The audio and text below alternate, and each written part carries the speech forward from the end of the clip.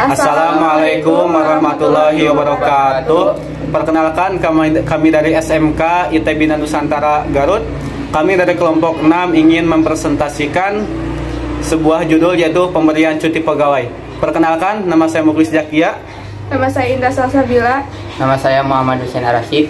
Baik, untuk itu kita akan saksikan tentang judul pemberian cuti pegawai. Selamat menyaksikan. Di sini saya akan membahas tentang pemahaman konsep cuti pegawai.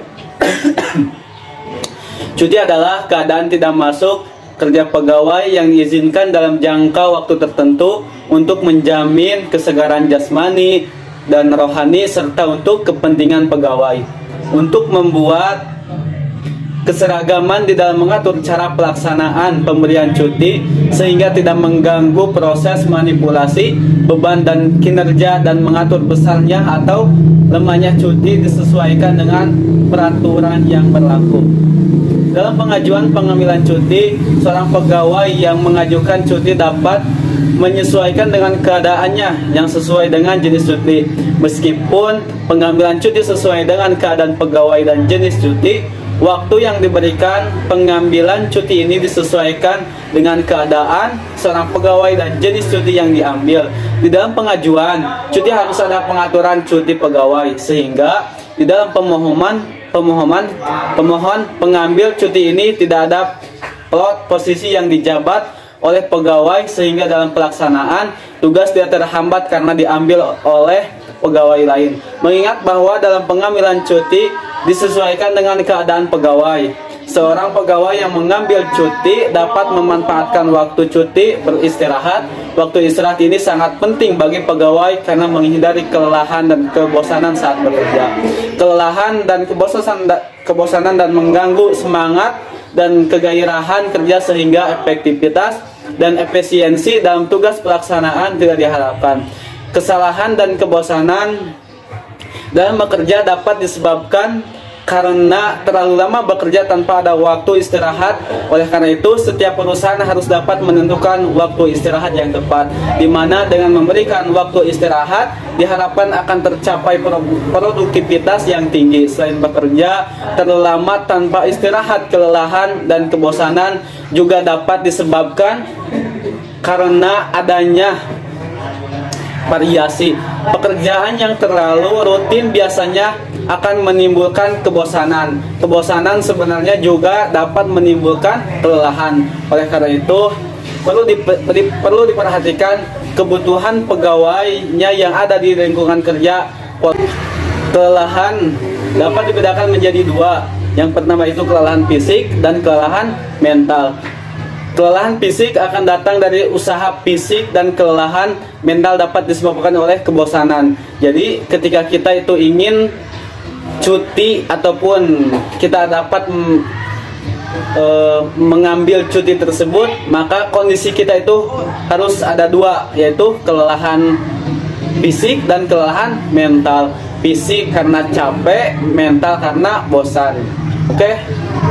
Saya di sini akan menjelaskan tentang tujuan cuti adalah dalam rangka usaha untuk menjamin kesegaran jasmani dan rohani pegawai yang ada di lingkungan sekitar, untuk memenuhi waktu dan kebutuhan serta kepentingan PNS yang bersangkutan. Jenis cuti yang akan diambil diantaranya yaitu cuti tahunan. Untuk cuti tahunan, pegawai negeri sipil yang telah bekerja kurang-kurangnya adalah 1 tahun secara terus-menerus berhak atas cuti tahunan. Lamanya cuti tahunan adalah 12 hari. Cuti tahunan tidak dapat dipecah-pecah hingga jangka waktu yang kurang dari 3 hari. Untuk mendapatkan cuti tahunan pegawai negeri sipil yang bersangkutan. Yang kedua yaitu cuti sakit. Setiap pegawai negeri sipil yang menderita sakit berhak atas cuti sakit. Pegawai negeri sipil yang sakit selama 1 atau 2 hari berhak atas cuti sakit dengan ketentuan bahwa ia harus memberitahu kepada atasannya. Pegawai negeri sipil yang sakit lebih dari 2 hari atau 14 hari hingga berhak mendapatkan cuti sakit dengan ketentuan bahwa Pegawai negeri sipil yang bersangkutan harus mengajukan permintaan secara tertulis kepada pejabat yang bangsawan memberikan cuti dengan melampirkan suatu keterangan dari dokter. Saya akan melanjutkan cuti yang ketiga, yaitu poin 3, cuti karena alasan penting. Yang dimaksud dengan cuti karena alasan penting adalah cuti karena ibu, bapak, istri, atau suami, anak, adik, kakak, mertua, atau menantu sakit keras atau meninggal dunia. Salah satu anggota keluarga yang meninggal dalam surat kematian dunia, dan menurut ketentuan hukum yang berlaku, pegawai negeri sipil yang bersangkutan harus mengurus hak-hak dari anggota keluarga yang meninggal dunia itu. Melangsungkan perkawinan yang pertama. Alasan penting lainnya ditetapkan kemudian oleh Presiden. Pegawai negeri sipil berhak atas cuti karena alasan penting. Lamanya cuti karena alasan penting ditentukan oleh pejabat yang berwenang memberikan cuti paling lama 2 bulan. Poin 4. Cuti bersalin untuk mengajukan anaknya yang pertama, kedua, dan ketiga.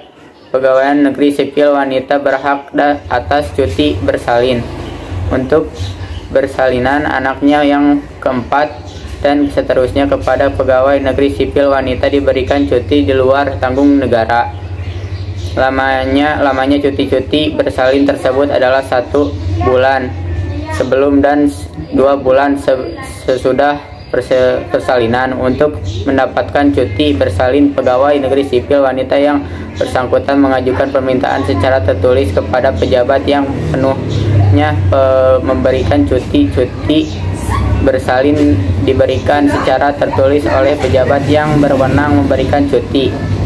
Poin 5. Cuti besar.